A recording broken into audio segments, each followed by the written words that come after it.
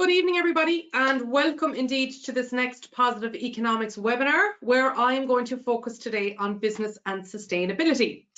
I'm delighted to say that I have been hearing from a wide variety of you over the past couple of weeks and indeed months at this stage. And you've been telling me an awful lot of what's been concerning you, as well as what's been exciting you, and so on like that. So we're going to talk a lot about that this evening, because I want to get to really the heart of how to succeed at everything that you're going to do with all things leading cert economics, but also how to deal with maybe what you're concerned about as well.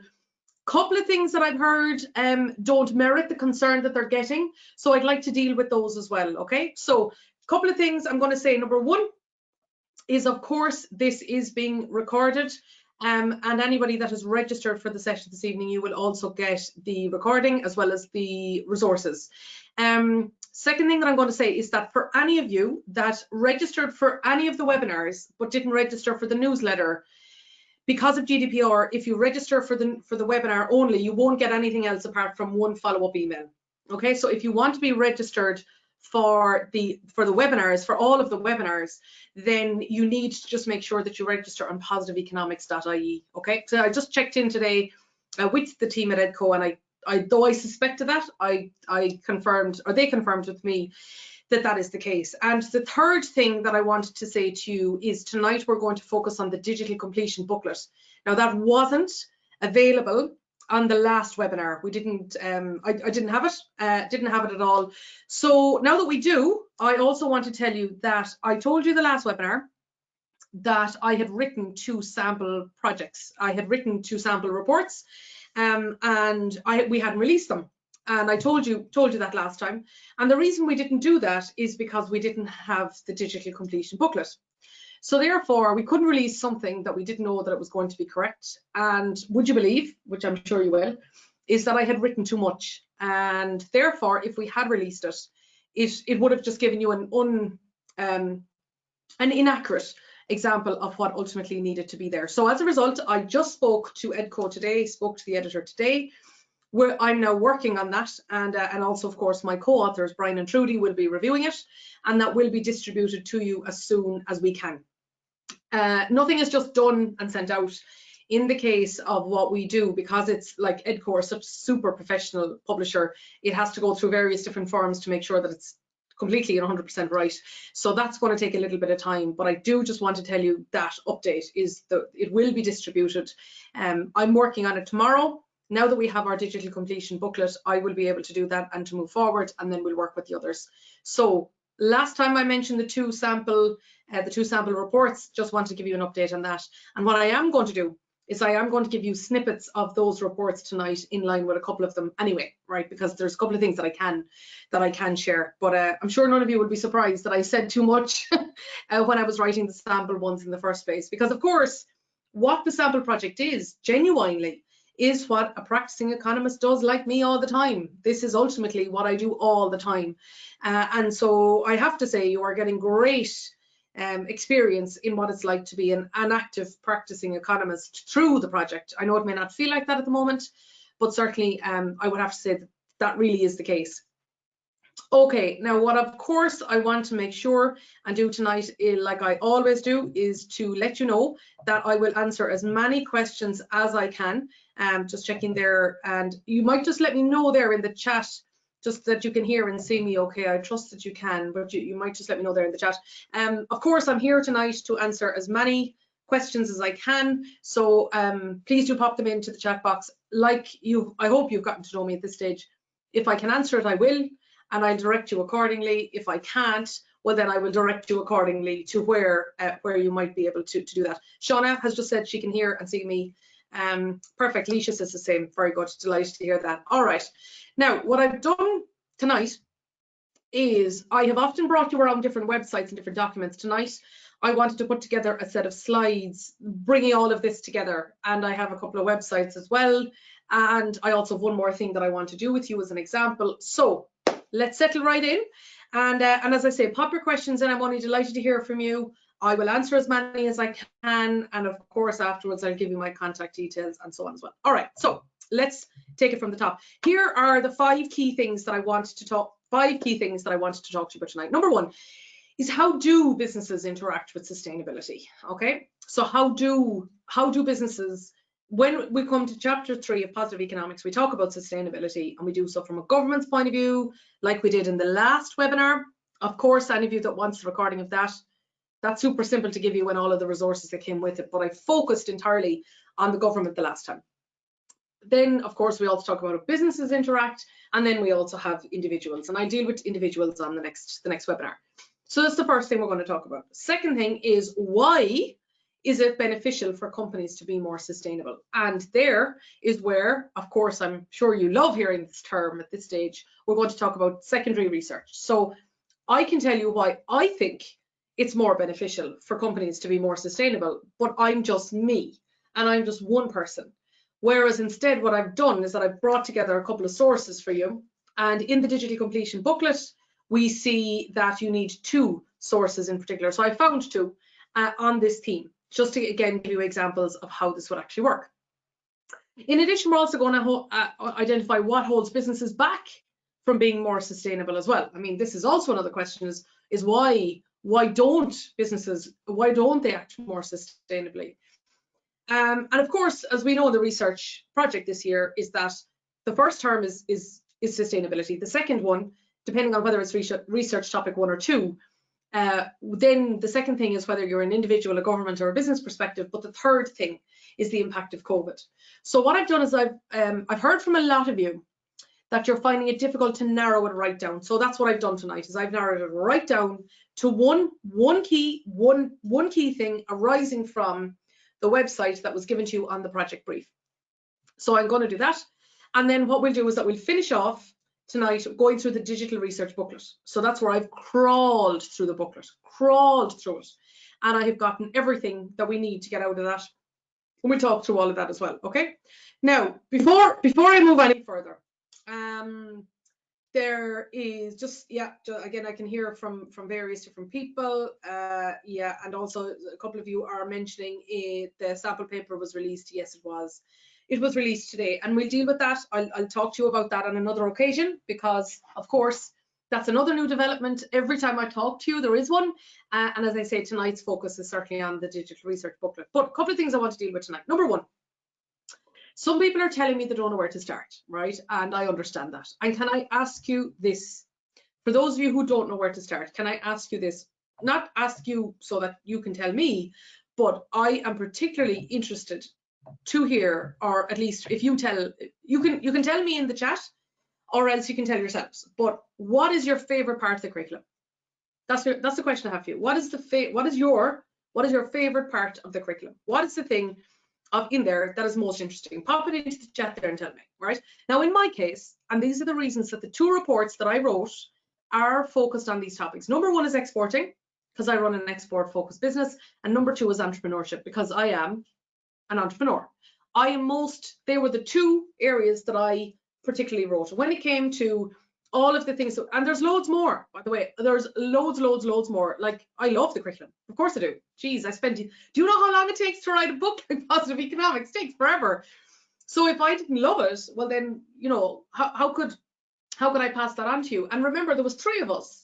So also Brian and Trudy had theirs as well. Like Trudy, she really did focus on LDCs and least developed economies and economics of population. She's really good at that. And Brian, on the other hand, he designed all those graphs all around perfect competition and all those areas. I was the one then that actually took on sustainability in certain parts of it, and also chapter 1 as well. No, so sorry, Brian took on chapter 1, and I really heavily edited that with him. So we all have our own favorites. So what are you telling me? Let's see. What have you to say?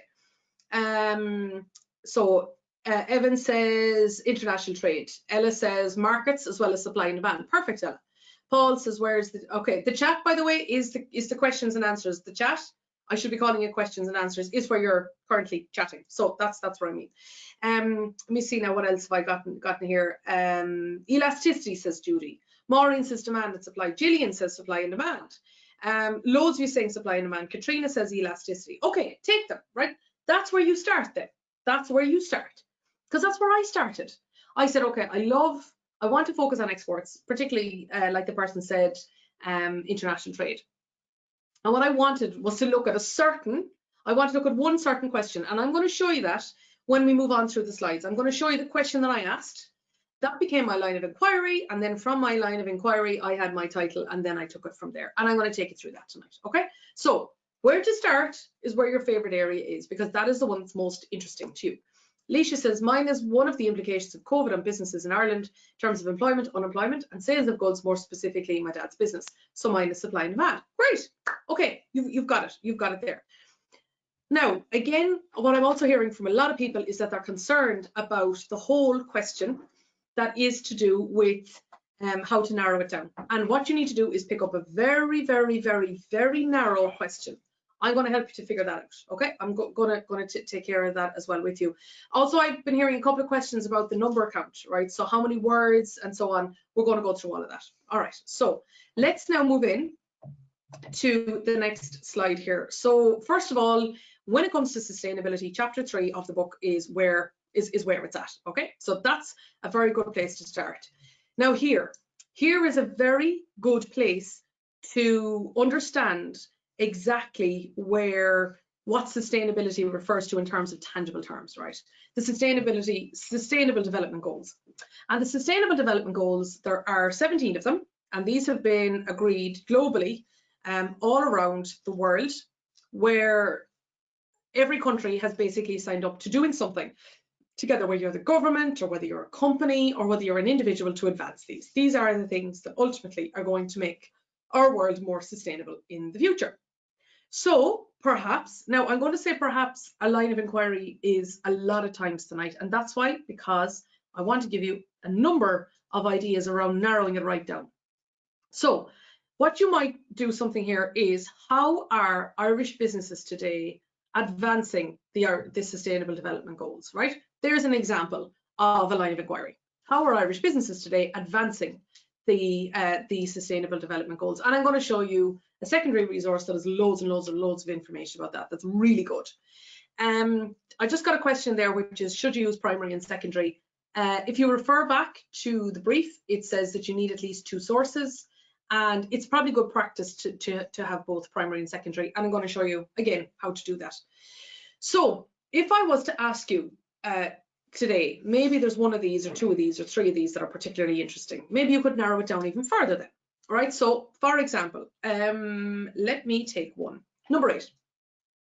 Number 8 is around decent work and economic growth. And maybe that's the one you might pick up on. Instead of saying, how are Irish companies advancing sustainable development goals, you might say, well, how are Irish companies advancing sustainable development goal number 8, which is decent work and economic growth. Going back to Leisha's point there about employment and COVID and so on.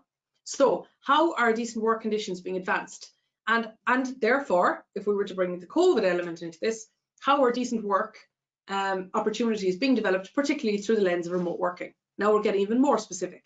So loads of times tonight, loads of times, I'm going to give you individual specific lines of inquiry to give you a sense of just train your brain how to whittle this right down and make it super narrow, right? Super narrow.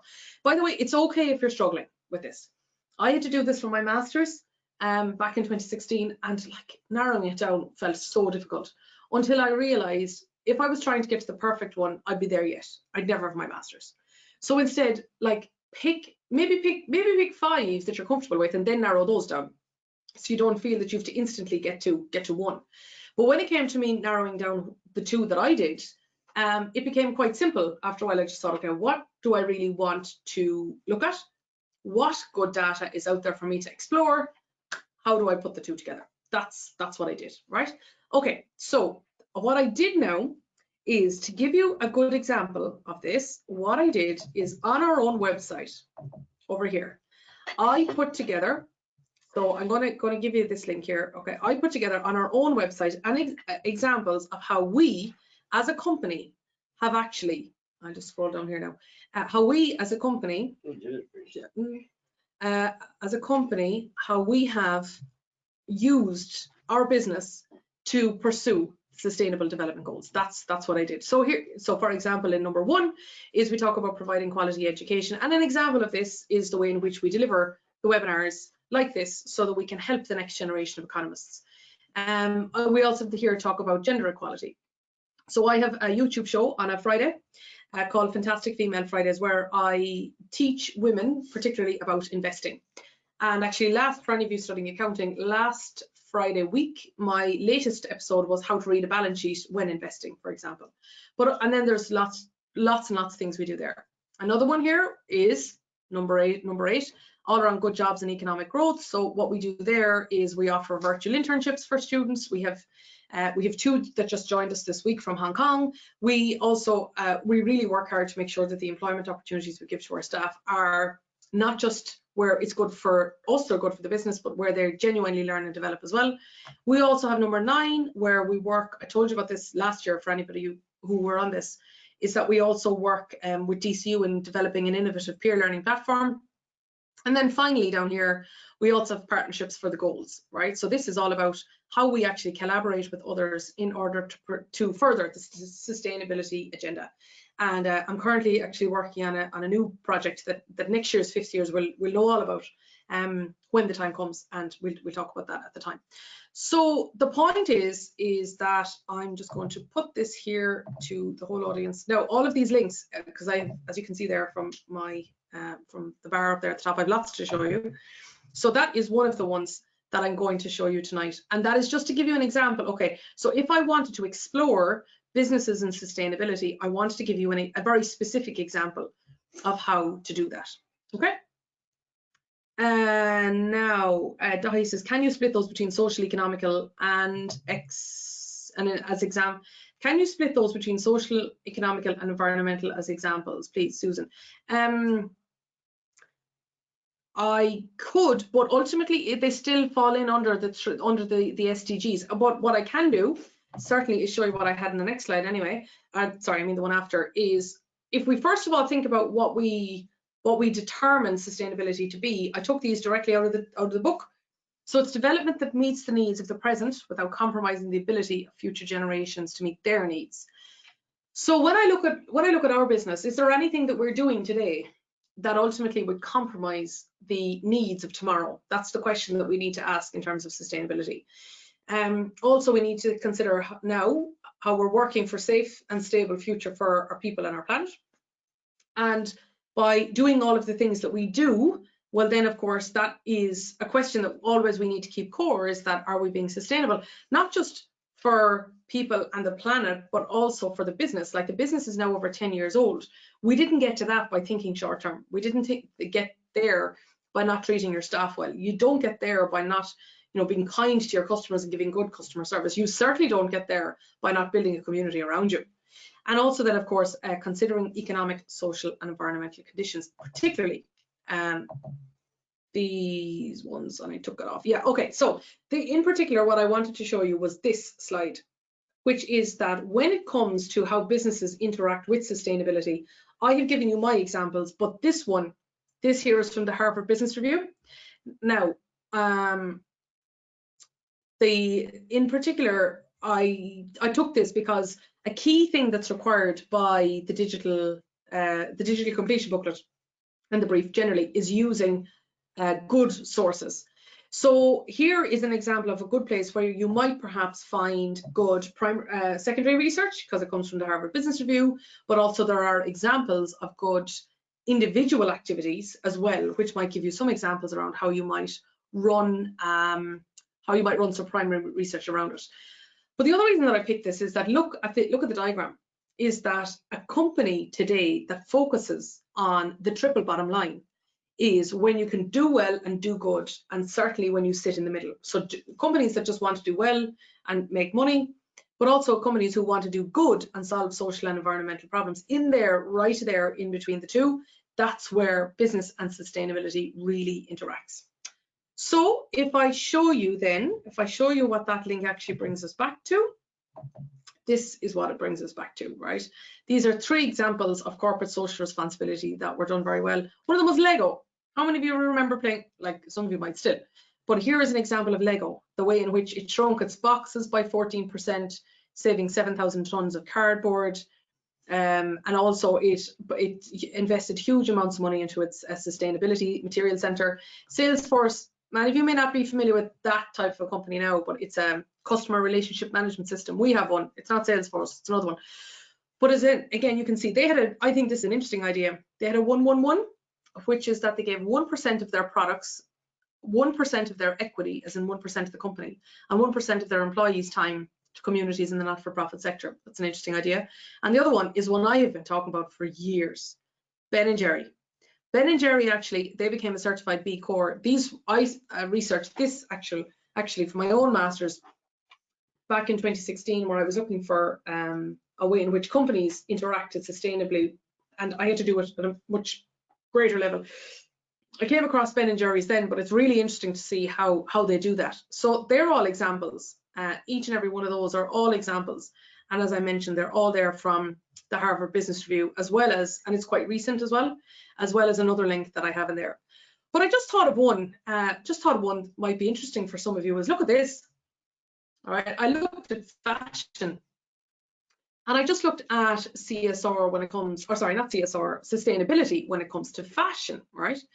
And what I found really interesting here is that, let me just show you this, is that the impact of fashion is that the fashion industry emits about the same quantity of greenhouse gas emissions per year as the entire economies of France, Germany, and the United Kingdom combined.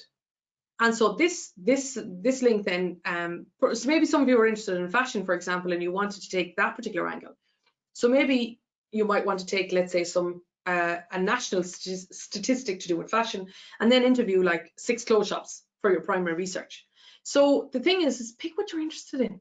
Seriously, pick what you're interested in. Okay, a couple of questions coming in here now that I'm just going to answer for you. Somebody said, do you have any ideas for research on fiscal policies or government spending for COVID? Absolutely, they're all in there's a full report on that, and it's all in the link with the last webinar that I did. So you can find that on my own blog, thepositiveeconomist.com, or positiveeconomics.ie. Loads of them, there's a full report there. There's everything you need. Another person says, how much space or time in the report does a student need to link the economic concept to the research? I'll show you that when we get to the digital completion booklet. He says, is it fair to say the report needs to link economic concept, COVID-19, and sustainability? Yes. I mean, ultimately, that's what it's all about. That's all that's in the digital completion booklet. So yes. Now, in the sample ones that I did, I obviously I didn't have the digital brief, or I didn't have the project brief at the time, so I don't do that. But that's because I had to give you a sample long before. If we just start now, oh my God, there are so many hoops that you have to jump through working with a publisher. We simply wouldn't have got it done for you on time. Another person says here, my question is, how will COVID affect sustainability in the fashion industry, and what are the opportunities for social, economic, environment innovation? Is that too big? You'll only discover that when you start looking at it. To answer that question, and some questions will be too big. Like maybe if you're asking companies all about the 17 SDGs, maybe instead you want to narrow it down to 1, for example. But you'll only discover that as you start and actually get into it. Peter asks, what does GHG stand for? Greenhouse gas. Somebody else says, how do I complete the project without having a mental breakdown? I'll talk you through that, don't worry. Willow says, how do I link fashion sustainability with COVID? Very simply, very simply. I'm going to show you a way in which to talk about one key aspect of what's going on at the moment, a really big trend that's happening as a result of COVID that you can link to anything to do with retail. In fact, I am delivering a webinar around this as a practicing economist. I keep telling you that. As a practicing economist, I am doing this very work, not specifically fashion, but more broadly retail, for a client tomorrow. So believe me, you can. Another person says, can you give us an example of title, what a research topic would be? Absolutely, that's on the slides for tonight. Paul says, how do you interview a business person in order to gain primary data and link it to your progress about the impact of COVID? I'll talk to you about that as well. Just remind me on that, Paul, if I don't get to it, because I don't have it in the slides, but remind me of that. Okay, loads of questions coming in there. I'm going to pop back to them there in a little while, but just saying that pick a topic that you like. That is part of how you don't have a mental breakdown while doing it. Pick a topic that you like. That's what I did. That is how I wrote 2 of them in a pretty short period of time. That's how, of course, in the work that I do, which I enjoy, this is what I do all the time, all the time. Okay, so let's move on now. I thought about how to talk to you about why companies aren't sustainable, right? Or why companies don't pursue this. Because when I talk to people about sustainability in business, a lot of people say, "Oh, look, that's not going to happen." Stop. That's not going to happen. So therefore, as a result of that, I thought about that this model here might be helpful. And this is called Carroll's Pyramid of CSR. So I'm just going to take you through this. So at the bottom is that the first thing that a company needs to do is that it needs to be economically responsible. Okay, it needs to be profitable first. So you can't expect a company to be sponsoring the local GAA team if it can't pay its own staff, right? So that's the first thing it needs to do. The second thing it needs to do is that it needs to obey the law. So it needs to uphold its own legal personality or responsibility. So again, you can't expect a company to be, let's say, paying or sponsoring a local hockey team if it's not paying its staff the proper wage and giving them appropriate time off. Then after that, the next thing it needs to do is that it needs to be ethical. So then it needs to make the right decisions. So this is where ethics and law are 2 different things. By law, I only have to pay my staff minimum wage. I don't. I choose to pay them more. Why do I choose to pay them more? Is it to be profitable? Partly, I want good staff. But on the other hand, it's because they deserve good wages. Ethically, as an employer, I never set up to be in business just to make profit so that I could keep it. I set it up so that I could create good jobs for people who could learn and develop and grow and be happy. That's ethics. I don't have to do that. By law, I don't have to do that. To be profitable, I don't have to do that. Well, one could argue, but anyway, but that's ethics. But then the top one is philanthropic responsibility. And here is where I don't, you could say, have to be here tonight giving you these webinars. I'm not going to get paid for them. I don't want to be paid for them. I am simply here because I want to help you along the way, and I fully believe in what you're doing. And apart from the fact that I was co-author of the textbook, I truly believe that I think what you're doing is a great thing, and I think the work that you're all doing is going to make Ireland such a better place in terms of economic direction in the future. And I can see the uncertainty that's happening, and I want to be here. I want to invest my Monday night here with you. So therefore, in a way, this is a way in which I can give back. And similarly with the other things that we do, with Fantastic Female Fridays, it's the same. With the project that I'm working on at the moment that I can't tell you about, it's the same. With the things that we've sponsored, it's the same, is that we simply believe as a company that we want to be able to give back to the world. Ultimately, my business is 10 years old. I do not want the world to be not a better place as a result of its existence. That is okay. So that's ultimately where it comes from. So that's Carroll's Pyramid of CSR, right? So that's the way in which you might think, okay, so what holds companies back from being sustainable? What holds them back from doing the right things is sometimes maybe they don't have the money to do it. Maybe sometimes that they're simply trying to fulfill the legal obligations. Like there are some legal obligations in certain countries. Oh my good God, I could tell you, where it's really difficult to meet those requirements, and then to have to go higher again in terms of giving back would be too much of a stretch. On the other hand, there's some companies that just don't think of it. They just don't think of it. And this is where, if you decide to take this on, you can explore that. Maybe your line of inquiry is what prevents companies from acting more sustainably. There you go. How has COVID affected a company's ability to be more sustainable? There's a line of inquiry. They're all different things. So when it comes to all of these things, or how might a trend that has happened as a result of COVID-19, how might that affect an ability to be more sustainable? All of these things matter. Okay.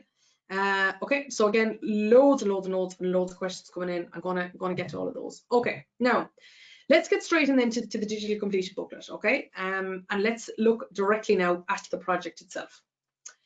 So we did this last time for government. This time we're going to do it for the business sector, right? So I'm going to take research topic 1 tonight.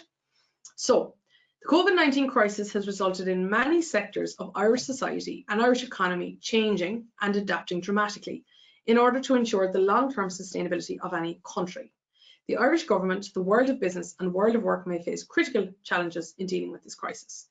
Now, this is the brief, but then of course we need to get into research, the specific research topic. Anybody again that wants to look at it last time, you will see the way in which I handle this with government. So the research topic 1 then is candidates are required to pursue an individual line of inquiry on the potential implications of the COVID-19 crisis on sustainable development. In our case, what we're going to talk about tonight are business decisions at a local, national or international level, right? That is what we need to be considerate of. Also, of course, you have the link there in the middle from the NESC, and this gives specific details in there as well. So let's talk through that, right? Let's talk through this. So what I did here, first of all, is I just thought, this is going back to the point about fashion, right? Is what I suggest you do is find an area you're interested in, okay?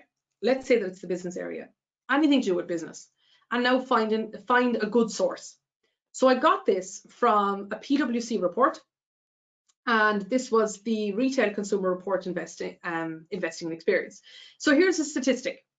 41% of Irish consumers are prepared to pay a premium for sustainable products. In other words, if you have a choice of buying 2 products, one is more sustainable, so maybe it's been produced with more environmental concerns, or maybe it's been produced by a company that has better standards for their staff, or maybe they have been, for example, there is a company out there that makes sure that all of its products are sourced from a certain part of the world very sustainably, and therefore they're better quality and so on. So this here says 41% of Irish consumers are prepared to pay a premium for sustainable products. Let's say that this is my secondary source. Now, what I'm going to do right now is I am going to conduct primary research. I'm going to run a poll with you. So let's say I'm interested now, would you pay more for products that are produced sustainably? And we have 18%, 25% of you voted, right? So this is actually primary research in progress, because the source that I got was secondary. I got this off a PwC Thought Leadership report. But the primary research is I'm getting this from you firsthand. And it's very interesting. Okay, so it's now 30 seconds, 65% of you have voted. Again, just while we're waiting for the remainder, just going to tell you this is primary research in action. This is primary research in action, because I am collecting this information directly from you right now. I'm not getting this off the CSO or Harvard Business Review or anywhere else. I'm getting this from you directly. Okay, we are now 52 seconds into this. I'm going to close this in 5, 4, 3, 2, 1. And I'm going to share. There you go. Can you see? Yes, you can. There you go. So, interestingly, 85% of you have said that you would pay more to buy a sustainable product. Actually, just by the way, because I've done a lot of research into your age group, which are called Gen Z, I would have expected that. My own secondary research says that when you look at people at your age as distinct from people older, that you are more likely, in fact. So you've just actually substantiated the view that I thought was going to happen anyway. Okay, that's it. That's secondary and primary research together. That's it. Right, so I'm just going to hide this now. So therefore, that's a way in which I've now found a secondary source that is related to sustainability in business. So therefore, I have now tested that theory, and I now see that actually when I conduct primary research, the number is even higher. And if I was to be even more specific, I would say the number is even higher when you ask a range of people who are Generation Z. To all the teachers that voted, of course, I'm not discounting your view either, but you know where I'm going. Now, how do we bring COVID into this though, right? Look over there on the right-hand side now. This was a piece that I got from the Irish Times. And that is, sorry, no, it's not. This is a piece, another part of this report, I'm going to move into the Irish Times next, is come down to the bottom part of it, right? Look at the last paragraph. In addition, 2/3 of the Irish sample is willing to pay for locally produced food items. So of the people who said they were willing to pay for something more sustainable, 2/3 of them, so that's a higher number, were willing to do that. But when we get to COVID, it's interesting. I looked at this piece from the Irish Times, and it was the changes that have happened in Ireland as a result of COVID. And look at the big headline that I picked up here. Again, this is a secondary source. More than 2/3 of the more than 5 billion euros that Irish consumers spend online each year disappears overseas. In other words, when we spend money online, we actually generally much more of it leaves the country than people who are buying goods from outside Ireland buy in, right? So we're actually a digital services importer. But over on the right hand side, particularly look at the bottom paragraph, is Jean McCabe, a retailer with boutiques in both Ennis and Galway and acting head of Umbrella Group Retail Excellence Ireland, told PriceWatch recently that after opening her shops in early June, she detected a real appetite out there to support local businesses and get back to what is the biggest hobby in the world. I think that desire to shop local is something that will endure. People are really conscious where they are shopping now. So could a line of inquiry be all around more focus on shopping locally? Because that is how it links back to fashion. That's how it links back to any retail, is as a result of the fact that we are now spending more online because of COVID, are we now making a greater effort to shop online locally or to shop locally in general? And this is where you can see at the top of that, the very top of that piece, it's all about the permanent change. And according to EY, so you see that according to EY, there we go, that's another secondary source. So just to go back over this point again, number one, find something you're interested in. Number two, find a good source. Number three, conduct your primary research then. That is broadly speaking how you can conduct this whole thing. Number one, find an area you're interested in. Number two, find a good source. You've seen me now do that several times. Harvard Business Review, PwC Thought Leadership, Irish Times, etc. Right? And then the next thing is conduct your primary research, just like I did there. Now, of course, it's easy for me to conduct a poll here tonight with hundreds of you on the webinar. Of course it is. I get that. But and it's not going to be as easy to get 100 people, let's say, to vote on something. But here's where then you can create your survey, or where you can create your just as that person Paul said there about interviewing certain people. I'll talk to you about that as well. But that's all the primary research side of things. Okay. Now I'm going to move on again then. So let's now move to the actual digital completion booklet itself. And here's where I'm going to give you sample titles and so on. So what I did first of all is I took, a lot of you are worrying about the words. You see, the digital completion booklet actually guides you directly with the words. You don't have to be worrying about the 1500. It's all laid out here, and I take you through all that now. So you have a minimum of 200 and maximum of 250 words in the first part. And this is where you have the title. You need to state the individual line of inquiry. Then you need to outline the aims, and then you need to select your sources of information. All of this needs to be done in section A, right? So here, look at the bottom of my screen, and there's 3 tips I have to give you. First of all, write the title after you decide on the individual line of inquiry, not before. Come up with your line of inquiry first, and then you can write the title. And then the title simply is an investigation into, or an analysis of, or a study of. So take your line of inquiry, and then after that, then turn it into a title. Very simply, like, you know, an investigation analysis of. Second thing is the line of inquiry needs to describe in one line what you want to do. And you might say, oh, that's awfully hard. I'll show you how. I'll show you how. Now, then the next thing after that is find your reliable sources early. Because if you go and you try to do primary research and then you say, don't really have my secondary research to go with it, well, then you're going to be trying to look for secondary resources back and try to, so find your resources early, and they need to be reliable, just like you saw me do there.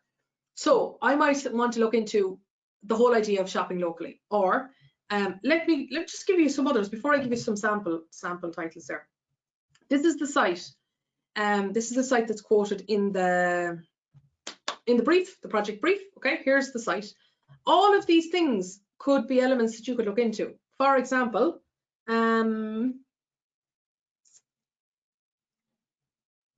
exploring an economic shift or societal shift from the crisis. A societal shift is that we spend money more locally. That's a society is now agreeing to do. Conor Pope created a list where he said how many local retailers did we want to put on that list. The Late Late Show focused on offering people locally. On Twitter, the Tweeting Goddess put together a list. In Sligo, there's the Sligo Food Tray list. A lot of chambers of commerce are creating locally sourced lists so that then, if I'm living in Sligo and I want to buy a food hamper as, let's say, my corporate gift to give to my staff, well then, rather than buying something in from some other part of the world, I might simply buy them from the Sligo local area. Okay, so that might be a societal shift, an economic shift. Of course, there's a wide variety of those. Like, oh God, believe me, there's a wide variety of those. Like, an economic shift that I personally in our business have seen is that now we have seen a huge increase in the amount of business activity, and particularly international trade, that's done online. I don't mean e-commerce. I mean, I was on Zoom calls today, started off this morning, first one was in Belgium. The call that I had before you tonight was in the States. In the middle, I told you about our 2 Hong Kong interns. We've been talking today as well on Slack. Previous to this, I might have been traveling to at least 2 of those in this week. So therefore, that's a huge economic shift. So you can look at any of these. Any of these could be individual areas, but pick an area that you're interested in. Here's one. This one down here. Loads of you must have seen this happen. To carefully review remote working practices to ensure everyone can benefit. How can businesses work sustainably, or how can businesses be more sustainable by offering remote working practices to their staff? There's lots of statistics out there, loads of secondary data about remote working, and then you can conduct your primary research as well. Okay, loads. So all of this is in here, right? All of this is in here, and that link is specifically from the project brief itself. Okay, now I know I've said, oh, there's loads of this, there's loads of that. Let's get specific though. So here is what you can expect to see in one of the sample projects that I wrote. So here's the title. Now I wrote the line of inquiry first. I said, how have Irish goods exports changed in terms of volume, destination and products between the years of 2010 and 2019? And then, so then I turned my line of inquiry into a title by saying an analysis of Irish goods exports between the years of 2010 and 2019. So I got my source was from the CSO. I got the CSO data. That was pretty simple and straightforward to do. Then I structured a questionnaire. And then I conducted the questionnaire, let's say with 10 individual business owners who were exporting between those years. All right, that's what I did. Now, the aims of the inquiry then, here are my 3 learning outcomes. All of these are 3 learning outcomes. One of them, this is from chapter 1, is investigate and analyse the patterns in Irish trade in terms of quantity and types of goods over a period of time. Second one, this is in the international trade, is explain the principle of comparative advantage and its role in determining competitiveness. And number 3 is discuss the factors that determine a country's competitiveness. All these 3 were wound into that line of inquiry. That was it. That's what I did. And then I went off and I did my report. The reason that it hasn't been distributed to you already is because, as I mentioned, we didn't have the digital completion booklet. We didn't know exactly the minimum and maximum words. There was a range of structural things in there that we didn't know. So that's why I have to now take the report that I did do and I have to slim it down. Yeah, again, I wrote too much. So I have to slim it all down and to fit it into the digital completion booklet. And then you'll have it. Okay. So that's the first thing I would say. They're my 3 tips when it comes to section A. Now, section B is this. The research process should be based on the application of economic concepts and economic theory to the line of inquiry, like you saw me do. Analyze, interpret, and evaluate the selected sources of information and data to make relevant, informed arguments and judgments, and relevant data may be presented in tabular and graphical format. So, key things here. Number 1, find your secondary research, but with key statistics. Pick out a couple of statistics that you want to test. In my case, I wanted to test so my secondary research was 41% of people would pay more to buy something more sustainable, produce more sustainably. 41% is what PwC said. However, 85% of my sample, which was primarily comprised of Generation Z, Irish, or people living in Ireland, 85%. Therefore, what's my conclusion? We'll get to my conclusion now in a moment. But this is my analysis. I have my secondary, but I had a number. I had a number, which was 41%.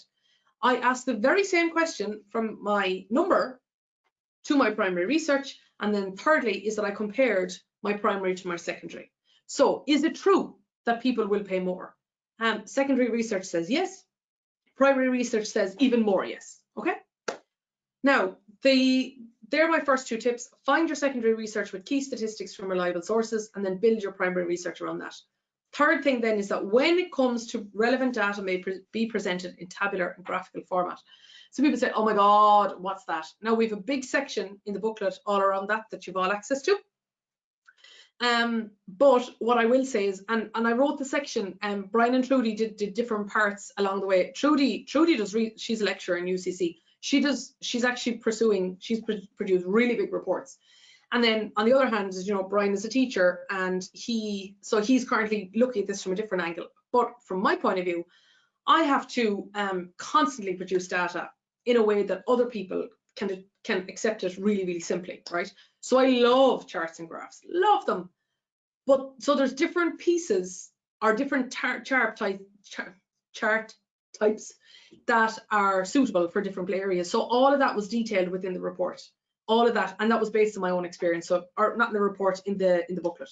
Okay, so the relevant data may be presented in tabular and graphical format. Remember that the digital completion booklet says a maximum of 10 graphics as well, 10 graphics, and the whole thing is a maximum of 16 pages. All right, so just be aware that, you know, 10 is a lot. 10 is a lot of graphs. I will be putting 10 into my report. When you get it, you'll see that. You'll see how many are in there. So this is the research process. Now, next thing is the conclusion, and this is 15 marks. So in here, then we have a minimum of 300 words, maximum of 350. And this is where you need to present your conclusions as they relate to the stated line of inquiry. So you need to come up with answers. So you looked into something. What was the purpose of looking into it? What answer did you find, or what conclusion did you make? And it has to be related to the associated aims. Remember the 3 learning outcomes and the economic concepts and economic theory underpinning the line of inquiry. In our case, well, in my case, it's the same. The 3 learning outcomes were the economic aims and thus the economic concepts and the economic theory underpinning the line of inquiry. And then after that, you also need to think about, well, what did you learn? Like, so what surprised you, or what did you learn, or what didn't surprise you? Like for me, remember I just told you there, I actually automatically reflected on the primary research I gathered there tonight, where I said, it actually doesn't surprise me that so many of you said you'd pay more for a sustainably made product, because loads of secondary research out there, loads of it, loads of secondary research says that you guys, you Generation Z, are among the most empowered, inclusive, and like good to the world generation that is out there in terms of the way in which you want to use your voice, you want to use your money, you want to use the places you're going to be employed in the future, and so on. There's loads and loads and loads of research out there about that. So my reflection is that it confirmed my original suspicion, which is that Generation Z actually is more motivated to buy sustainably than previous generations before. And I had my all generation research, which is my 41% figure, and now I have my primary research for my Gen Z. They both said same, as in they both confirm my view. So then you have to that's a demonstration of thinking, how the thinking has evolved, or how attitudes, opinions, or behavior may or may not be influenced as a result of the research study. So here's what this, based on my own one, okay, based on the one I did on exports, this is what my conclusion looked like, right? So over here, my export pattern was, I could see Irish exports have increased, and I put in my number. All of this, of course, came from my secondary research. As a percentage of all exports, I can see the way in which those changed. And then I went on then the comparative advantage. Remember, I wanted to talk about that. Well, as the second largest component of our exports, clearly Irish agriculture has a large role to play. The Irish climate is conducive to producing high quality food. Then I also found out from my primary research that Irish companies use the services of Enterprise Ireland and the local enterprise offices to help them grow their exports abroad. This gives exporting businesses valuable help. Also, I found out from my primary research that the Irish education system produces graduates that companies want, can enable them to grow their business and thus their exports through their market-ready skills. And therefore, you can see my conclusion directly answers my line of inquiry and addressed the aims of my research study. Okay, there's my conclusion. Now, it's not my reflection, it's my conclusion. It's my conclusion. Okay, now my reflection was, here is what I gained the following knowledge and understanding. Irish companies are selling more and more goods internationally. I can tell that, of course, because of the 155% growth. I can see that Irish export trends are changing because of current affairs issues. So when I did my primary research, I was asking about like Brexit, and I was asking about currencies and so on. I looked at the numbers, and also I looked at the primary research, and I saw Irish companies are building their exports to the US and Asia, certain countries in Asia. Now, there are observable, that's a lovely word, that just means I was able to notice. there are observable changes in the level, geography and industrial origin of Irish exports. So how much we're selling, where we're selling it to, and where what parts of the economy we're selling them from. There are observable changes, and also companies can get help from the government. Now I've loads more, loads more. I'm going to have to narrow all that down before it's distributed to you, or else you think you have to write down far more than you do, and that wouldn't be fair. Okay, so there are all the slides that I wanted to take you through. As I mentioned, there is going to be an article as well as that, which I'm going to take you through afterwards. Just a couple of other, just make sure I took you through everything, and then I'm going to get on to the questions. I promise I'll answer questions then for the remainder. So I took you through this. I took you through this. I took you through this. Oh, sorry, I didn't take you through this. This, for anybody who wants to take on the Sustainable Development Goals, oh my God, this website is brilliant. It's all about the Irish Hub. And basically what you have in here is that you have specific champions, you've company-specific champions, where there are companies that want to lead the way specifically in each of those hubs. On Post is one, and Vodafone's another one, and ESB, I think Electric Ireland is. So you can find them all. Yeah, there we go. On Post you have Mensheds, Musgraves, National Women's Council of Ireland, Smart Farming, a load of them in there. So you can actually look at what, like say, On Post is doing. So and every single other one, they're all in there. There's the On Post SDG brochure. There's a great example of a potentially secondary market research. And all you need to do then is, for your primary research, is maybe you could reach out to the person in On Post who is particularly working with this, or else you can take what On Post is doing and compare it to maybe what other companies in your local area could do, etc. Okay. Told you about the fashion industry. It's an interesting one. Now that article there is all around what the fashion industry is seeking to do to decrease their impact on climate. So this could be a source of your secondary research, and then you could, as I say, interview people who sell fashion, or even people who buy fashion. You can also do that. Then you're getting on the more individual side, but on the business side you could. I've told you about the Irish Retail and Consumer Report. Yeah, I told you about that.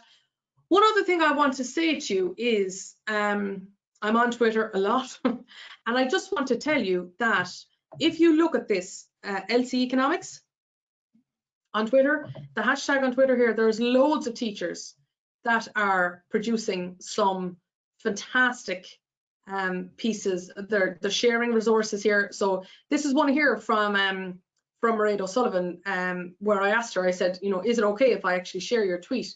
Because what she had here is some excellent infographics all around housing.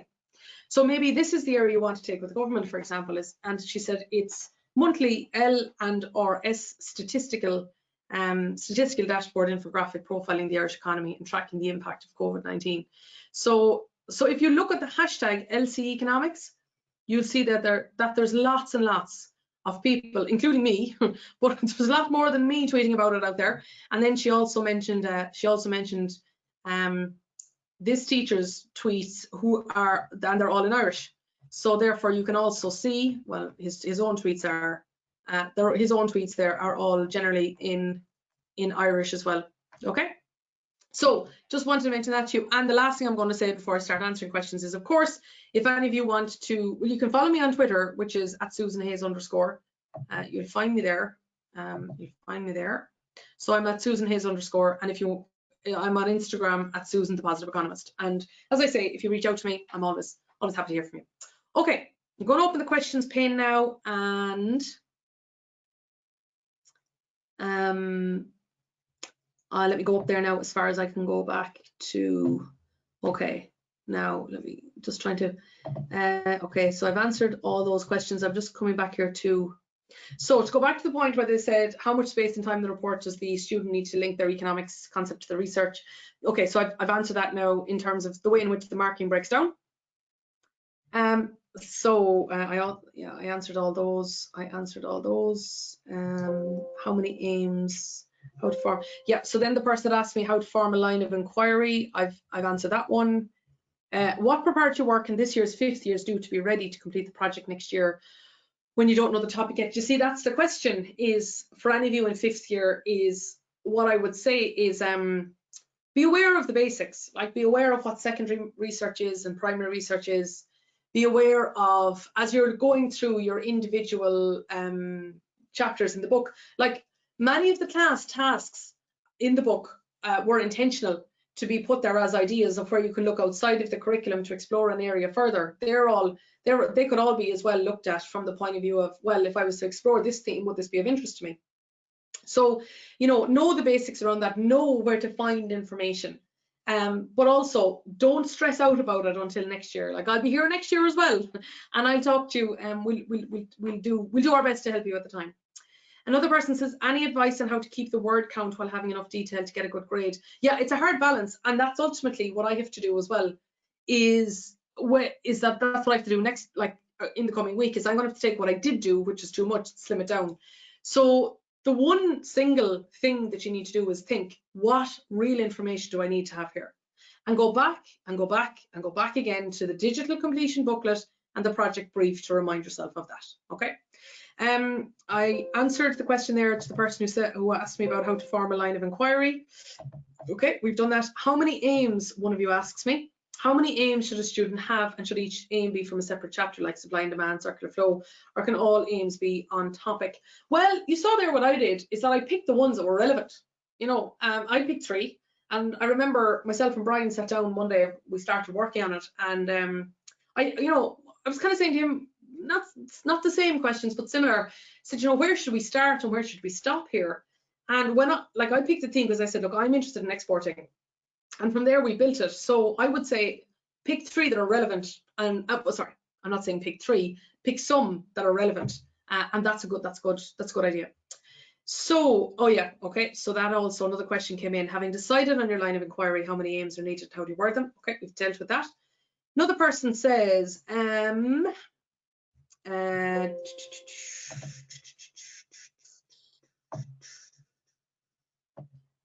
go back. The question here says, my question is, has the backlog of surgeries had an impact on sustainable development for our international healthcare system? I've done a fair bit of work on it so far, but I'm wondering if I should rephrase my question. This project is quite stressful. Believe me, I hear your pain about the stress. I hear it from people all the time. So I hear that. Should you rephrase your question? I would say, remember your question. Yeah, the question seems fine as long as you can answer it, which is, has the backlog of surgeries had an impact on sustainable development? Now, I would also mention COVID-19 in there. Remember, COVID-19 is particularly in the research topic, so put that in there. So has the backlog of surgeries caused, for example, okay, caused by COVID-19?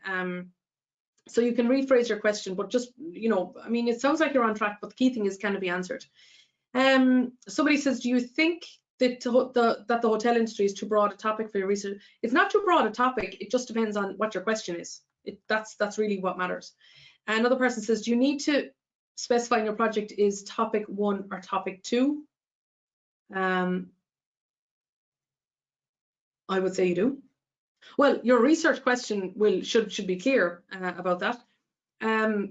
Paul asks me, are you linking this to your line of inquiry? I'm not sure what you're asking at exactly that time, Paul, but absolutely, my line of inquiry was to explore exports between those 2 years, and then my aim was completely that. Oh, sorry, maybe somebody is asking me if I was linking the survey I did tonight. No, I'm not linking that to anything. That was just to show you what primary research has done. So Aileen says, are newspaper articles considered good secondary sources? Good newspaper articles might be, Aileen, but particularly what I would say is that it's even better to go and get the source of it, get the source of the statistic in the article as well.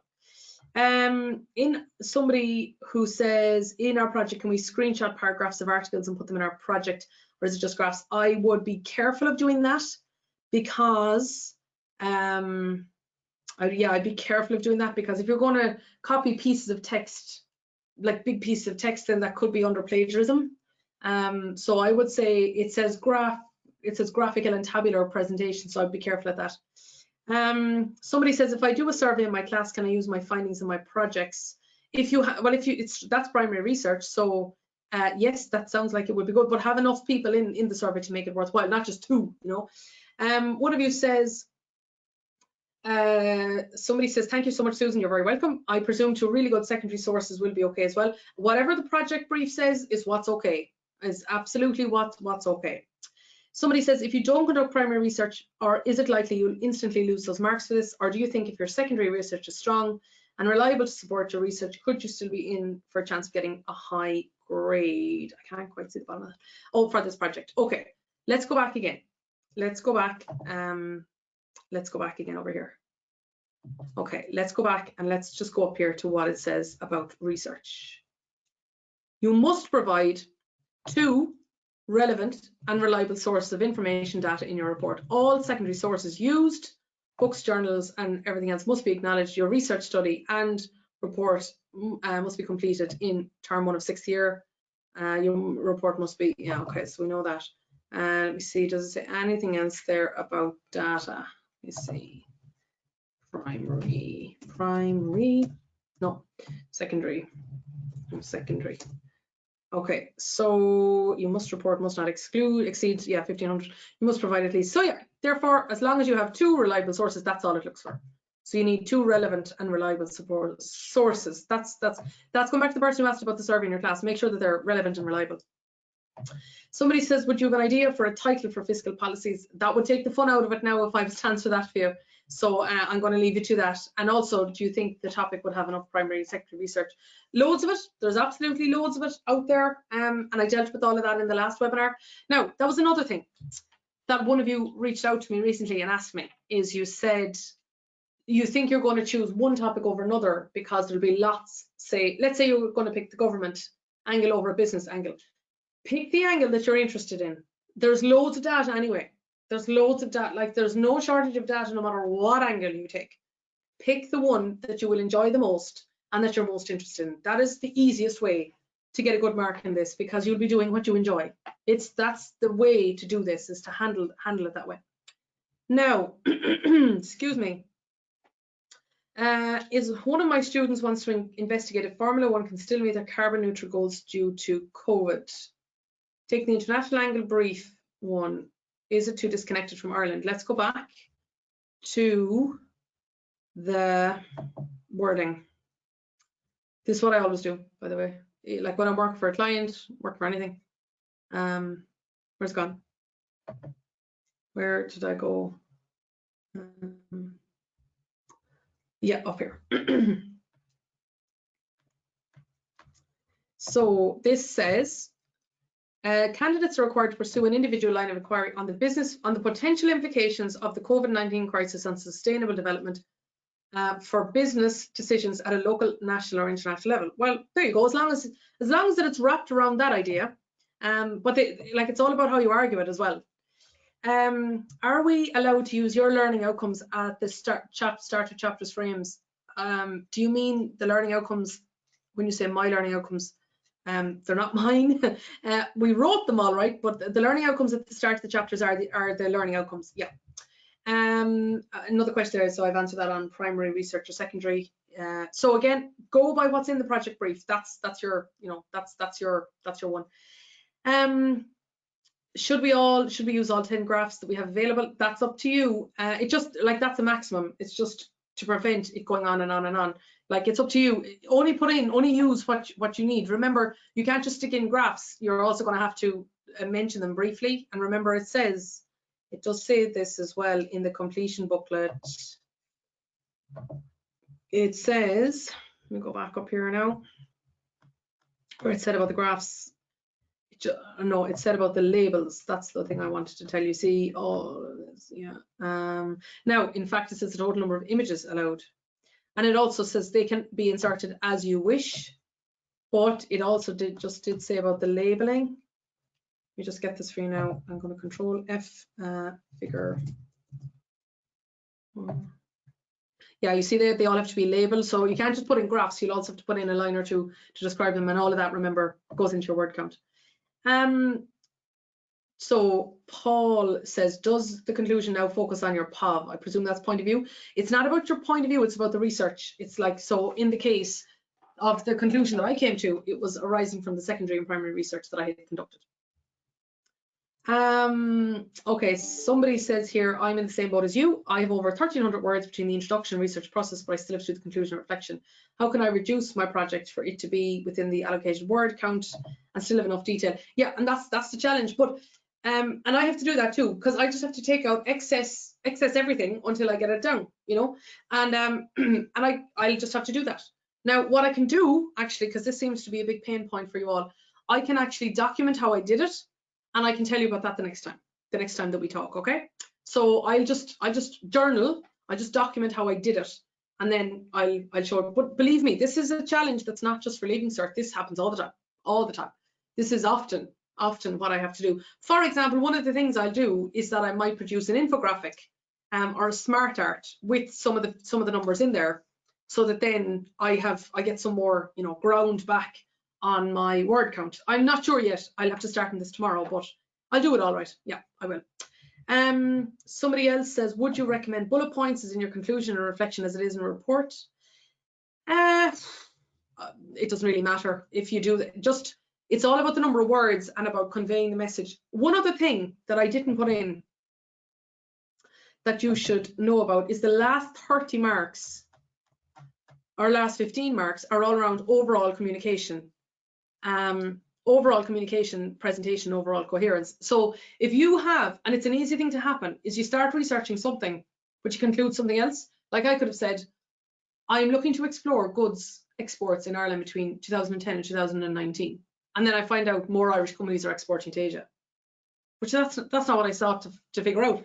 That's what they're talking about, coherence. So and that's why I put it in as a tip, keep the coherence. Make sure that when you get down to documenting your conclusion, is that it relates to your aim at the top. Make sure you do that. So another person says, does this project follow the scientific method? Similarly, economics is a social science, I suppose. Well, it's up to you how you conduct it. That certainly, that format generally works for me anyway, where I take a theme, test it as a hypothesis with primary and secondary. Like in my case, as a practicing economist, a lot of the time I don't have time to be going out doing primary research. A lot of the time I have to work on secondary, and that's enough. So again, this is real life. So somebody says, where can I find your example line of inquiry that you've distributed? They will be out soon. The reason that they're not out yet is because I have to, now that we've received the digital completion booklet, I have to whittle mine right down.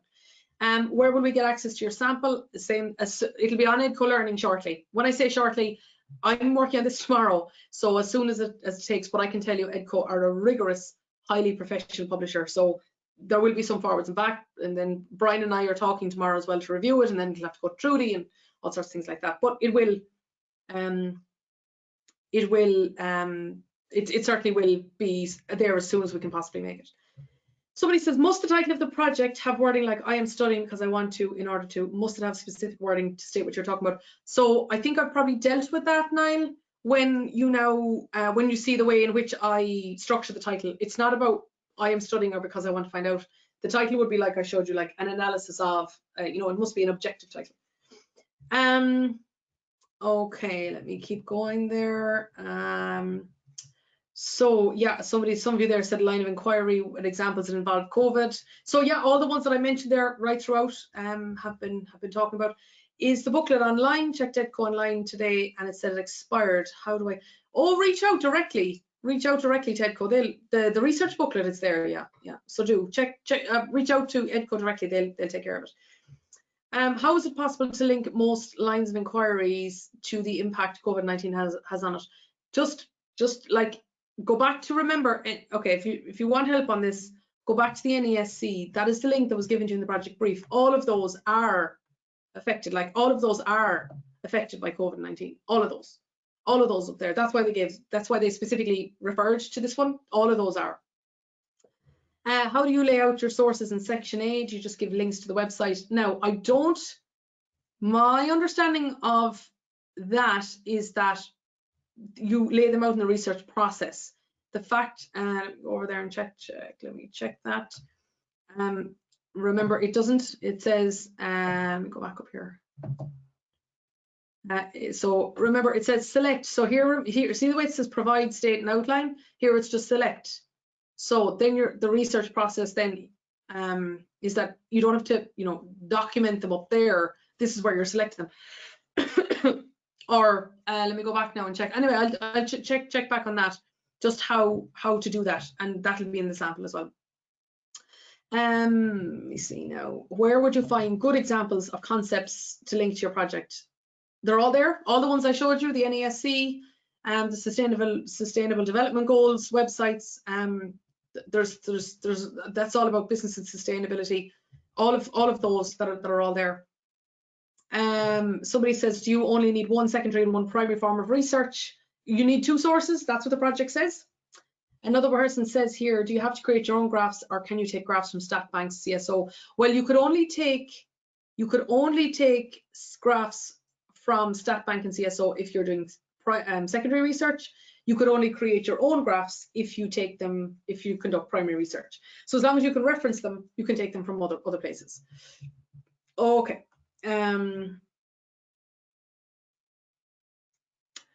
Somebody says, will the stress and uncertainty be taken into account when papers are marked? I have absolutely no interaction at all there whatsoever with how it's being marked or how it's being designed or anything. So I can't answer that.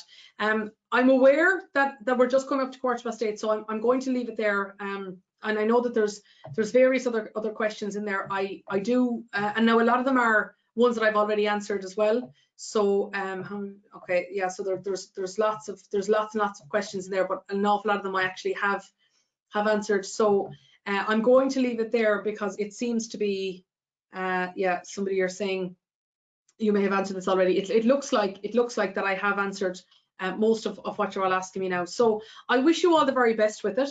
We are of course going to have another one very soon. We're going to have another webinar very soon. The next time I'll focus on the individual angle, and I'll deal with individual sustainability and COVID-19. So how we'll put all of those together. So I do hope that you all have a very good evening. Like I say, I will make sure that we have as much, or that I have the article ready for you as soon as possible, so that you can look into that. Then I'll be working on the sample projects for you in the same area, and I'll also document how I got to really narrowing down from where I am to where I need to be, because that sounds like something that a few of you are interested in. So thank you so much to everyone, and I'm going to stop the recording here right now, and I'm going to stop the recording. Okay, there we go. And at this stage, I'm going to wish you